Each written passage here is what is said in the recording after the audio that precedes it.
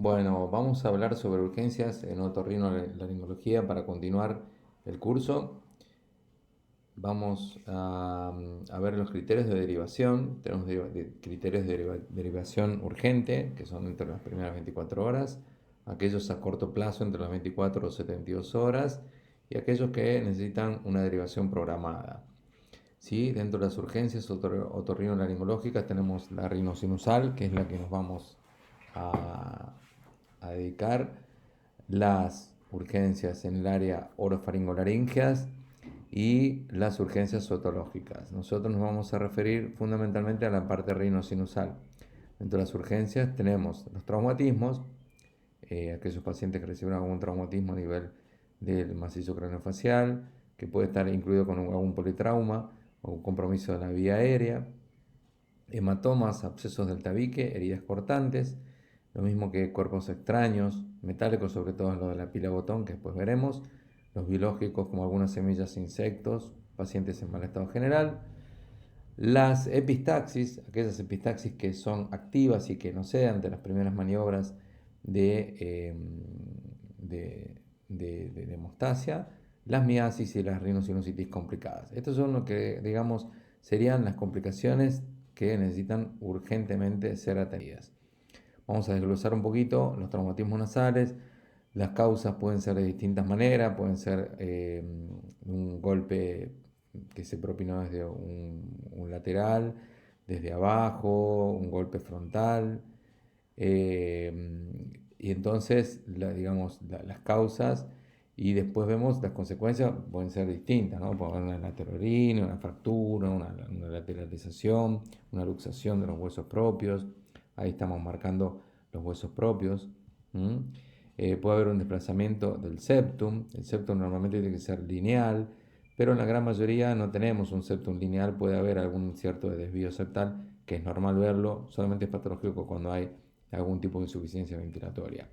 Y hay que determinar si ese desplazamiento o luxación de ese septum es agudo o si ya lo tenía desde hace mucho tiempo. Recordemos que si es que existe algún tipo de luxación o fractura de a nivel de macizo craneofacial, debemos resolverlo entre los primeros 10 a 14 días, sobre todo en los chicos. Ya en los adultos es menor el tiempo, ya que se produce una gran fibrosis y eso puede generar, digamos, ya una irreductibilidad del traumatismo. Bien, entonces, recordemos acá esto para ver, esta paciente para poner un caso, sufrió un traumatismo desde el lado izquierdo y observen cómo su pirámide ósea se fue hacia el lado derecho. Se puede ver generando una laterorrinea. Entonces, de esa manera se genera una luxación. Si a esta paciente quizás le pedimos una radiografía de huesos propios, salga normal, pero claramente tiene una desviación de la pirámide nasal. Entonces debemos actuar. Eh, Bien, también dentro de los traumatismos nasales es importante hacer una buena examen físico. Ahí como se observa hay una fractura de los huesos propios, hay que hacer una rinoscopía, ¿sí? Si nosotros no tienen un aparato para mirar la nariz, lo pueden mirar tranquilamente con el otoscopio el que tiene cualquier pediatra. Palpar la nariz, solicitar imágenes, tanto radiografías o eventualmente alguna tomografía. Y esto sobre todo para la parte otorrinolaringológica, siempre hay que hacer fotografías para ver el antes y el después, si hubo un cambio o no hubo un cambio. Así estamos avalados por la parte médico-legal. Se puede hacer una reducción de los huesos propios, una reducción del tabique. Eventualmente necesitaremos de algún taponaje anterior y una férula externa. Y por supuesto medidas generales como analgésico, eventualmente algún antibiótico. Entonces, para mostrar cómo fue un gran traumatismo que me desvió toda la pirámide ósea hacia el lado derecho. Y esta imagen es como para ver cómo con pinzas o con distintos elementos que tengamos podemos reducir la fractura y alinear el tabique y los huesos aledaños. Entonces, también tenemos lo que son los hematomas o abscesos del tabique. Tenemos que diagnosticarlo, tenemos que hacer un buen drenaje quirúrgico si es que lo diagnosticamos. Eventualmente colocar un RABER, que es un drenaje, ¿sí? Posterior a eso se coloca un taponaje para que se junte, digamos, la mucosa con el septum, con el tabique nasal, y dejar siempre algún antibiótico. Ahí como se ve el hematoma de tabique, ¿sí? Sufrió un traumatismo para mostrar, ahí se ve lo que es el septum, y ahí como claramente se ve donde se formó el hematoma, ¿no? Esto es para mostrar a una chiquita que también sufrió un traumatismo, pero hacía mucho tiempo, ya llevaba bastante tiempo. Observen ahí cómo se ve desde la parte central abombamiento hacia ambos costados. Esta chiquita consultó en forma tardía, bueno, lo diagnosticamos en nuestro servicio y procedimos a su drenaje quirúrgico, digamos. Tuvimos que drenarla en forma quirúrgica.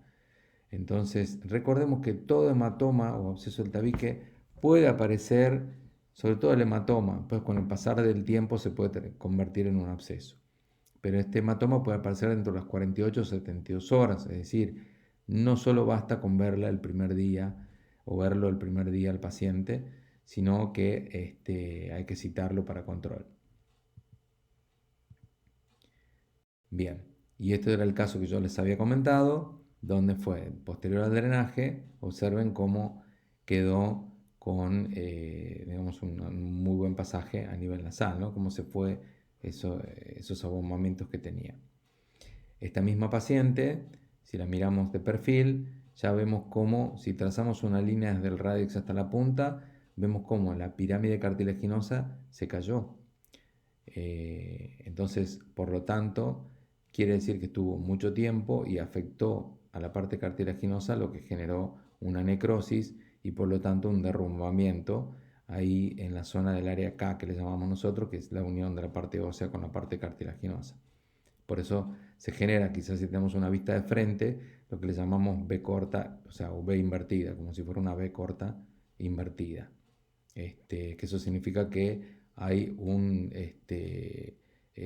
no hay una verdadera continuidad entre la parte ósea y la parte cartilaginosa de la nariz.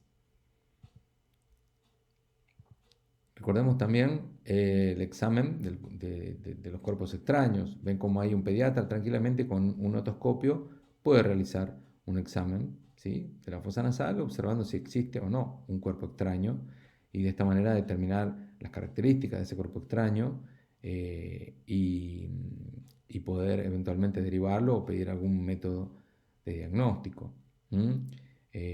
Siempre también tenemos el rinoscopio de Killian, como para poder observar. A veces, si tenemos vibrisas o algo que no nos deja ver bien, con esto podemos observar perfectamente el interior de la fosa nasal. Y así es como mirábamos nosotros. Eso lo estamos haciendo con un rinoscopio rígido, esto como más conmemorativo a la pandemia. Fíjense cómo no dejamos de atender a nuestros pacientes. Teníamos que vestirnos como yendo casi prácticamente estando en la NASA, pero bueno, aún así seguimos atendiendo a nuestros pacientes. Esperemos que esto quede en el olvido y sea solamente una anécdota. Bueno, los cuerpos extraños, como dijimos, pueden ser animados como insectos, inanimados, una gran variedad, o bien iatrogénicos, una gasa, un resto quirúrgico, bien. Pero lo que sí es una urgencia es, por ejemplo, algo metálico como la pila botón. La pila botón porque es algo que tiene una digamos, puede generar por causticidad, puede generar una necrosis a nivel de la mucosa nasal. Y sobre todo, si está mucho tiempo, entonces puede generar algún tipo de perforación septal. Los biológicos como la semilla, los insectos también son una urgencia, lo mismo que si el paciente está en mal estado general. Entonces, para hacer un poco referencia a lo que es la pila botón, recordemos que tenemos que pedir una radiografía donde vamos a ver que hay un doble contorno, que es algo redondeado. Está prohibido instilar gotas porque eso favorece la corrosión. Muchas veces algunos pediatras le dicen, sí, póngale solución fisiológica, vaya a ver al otorrino, y no es conveniente eso porque estamos favoreciendo la misma corrosión y se puede seguir generando una quemadura electroquímica. De esta forma estaríamos, si no le tiramos gota, estamos evitando lo que es el galvanismo. Hay mayor probabilidad de perforación septal si el paciente consulta después de las 4 o 7 horas. Acá hay una foto donde se puede ver una perforación. Nosotros hemos tenido muchos pacientes que han tenido pilas botones y hemos subido al quirófano a extraérselas, y cuando sacamos había una gran cantidad de material necrótico donde ya se había comido toda la mucosa, el tabique, y había quedado una gran perforación. Entonces tenemos que tomar conciencia, la gran importancia digamos, de concientizar a los padres, ¿no? Lo mismo las epistaxis, es una urgencia. Pero no toda epistaxis, sino aquella que no cede ante las medidas iniciales, como algún taponaje externo, perdón, un taponaje anterior. Entonces deberíamos llegar con la necesidad quizás de hacer una cirugía para cohibir la hemorragia. Bien, entonces en cuanto al origen de las epistaxis, la más frecuente es el trauma local en el niño, que se metan el dedo en la nariz, o tienen la uña larga, tienen costras, son los chicos mocosos que viven con moco, entonces se extraen la costrita y eso genera una epistaxis. Recordemos que el área de Kieselbach, que tiene tanto ramas de la arteria oftálmica o ramas de la carótida, o sea, del sistema arterial carótido externo y carótido interno, van a confluir en esta área, genera una hipertrofia de vasos y ante cualquier mínimo traumatismo o algo pueden sangrar. En el niño es lo más frecuente, ¿no? Bueno, pero en el adulto pueden ser otras causas, ¿sí? Ahí es como para ver bien el área de Kieser, se ven algunos vasitos ahí como están. Recuerden que es una arteria, no es una vena. Muchos le dicen es una venita que se le rompió, no es una venita, es una arteria. En cuanto a la clasificación, tenemos las generales, que sobre todo es producido en los adultos, como hipertensión, infecciones endocrinológicas, alteraciones de la hemostasia. Las causas locales, que son las más importantes en el niño, como los traumatismos que ya habíamos nombrado, los cuerpos extraños, la rinitis, los desvíos del tabique o algo tumoral. Y la ubicación, que pueden ser o anteriores o posteriores. Las posteriores son más frecuentes en los adultos hipertensos, que a veces nosotros vemos en las guardias o los vemos internados y con un taponaje antero-posterior que debemos cohibir la hemorragia. Bueno, como para hacer un poco del antecedente, ¿no? Como esto viene de hace muchos años, ahí hay bibliografías, hay fotografías de cómo vivían la hemorragia en épocas pasadas. Las epistaxis leves, o sea que no son las urgentes, podemos tratarlo en forma local con algún tipo de crema que tenga mupirocina, ácido fusídico, cromolvidato de sodio, las pautas de cuidado, o algún antihistamínico también nos puede ayudar a disminuir el sangrado, ¿no? Siempre el taponajecito anterior, recomendamos por ahí que hagan con una torunda de algodón con agua oxigenada y una compresión por lo menos de 3 a 5 minutos para que no sangre. Eso, digamos, son las medidas iniciales. Lo mismo que si hay un sangrado, proponemos que se suene la nariz, que mantengan presionada la fosa nasal. Se pueden usar vasoconstrictores como la nafasolina o como la adrenalina. Localizamos el punto de hemorragia. Se puede cauterizar, ¿sí? O podemos utilizar algún material hemostático. Como última medida, realizamos un taponamiento anterior con gasas o un de guante, y en la actualidad existen kits ya preparados que vienen ya listos para usar, que están muy buenos, como el Rapid Rhino. Eventualmente, cuando ya dejamos un taponaje, tenemos que dejarle una cobertura antibiótica. Entonces, si localizamos el punto, debemos cauterizarlo, ¿sí? Ahí vemos cómo está el punto sangrante, y ahí se ve cómo el vasito está ahí a la vista, lo podemos cauterizar tranquilamente. El taponaje anterior, con gasa vaselinada, es muy usado en la guardia.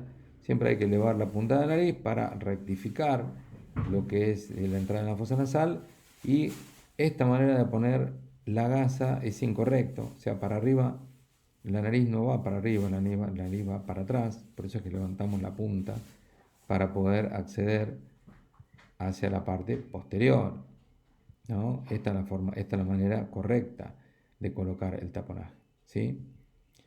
Entonces, anteriormente le hacíamos el taponaje con gasa, tanto el posterior como el anterior. Hoy por hoy hay la sonda de Foley, que es lo más utilizado, que se introduce la sonda desinflada, después se la infla y se tracciona hacia, digamos, hacia adelante el paciente, como para que esto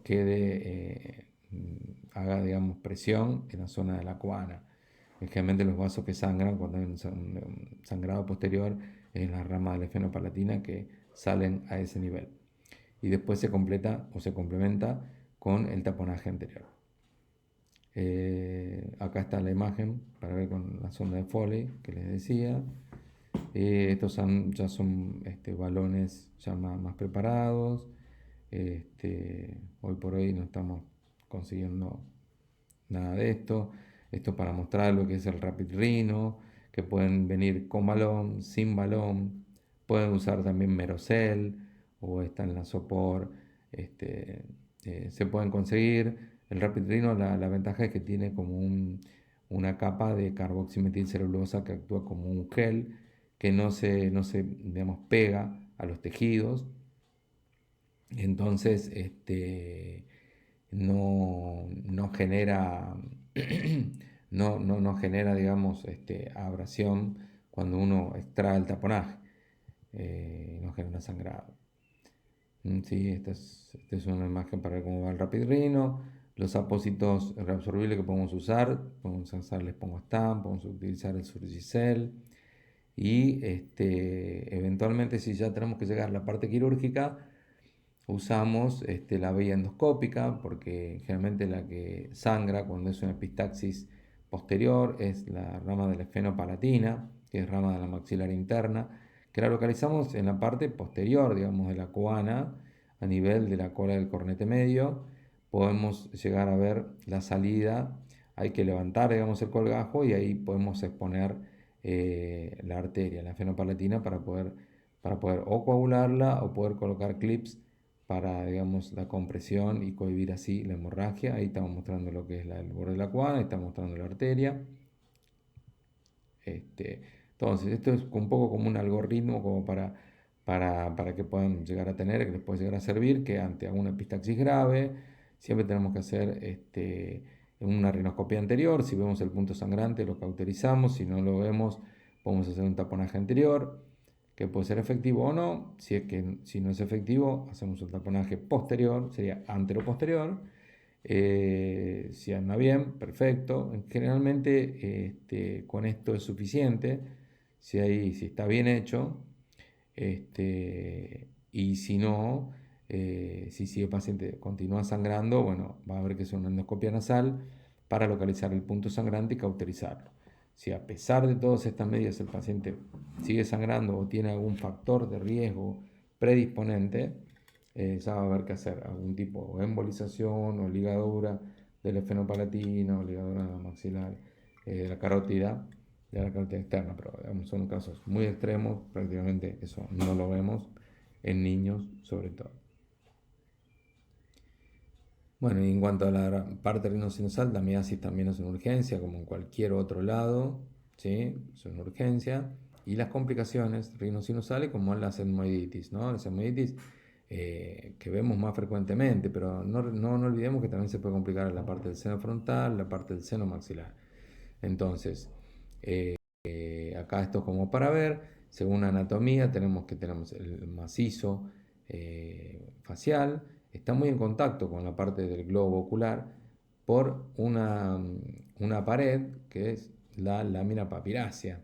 la lámina paperácea, que es algo muy finito, que es un hueso muy finito que divide lo que es la masa etmoidal con la parte del globo ocular, ¿sí?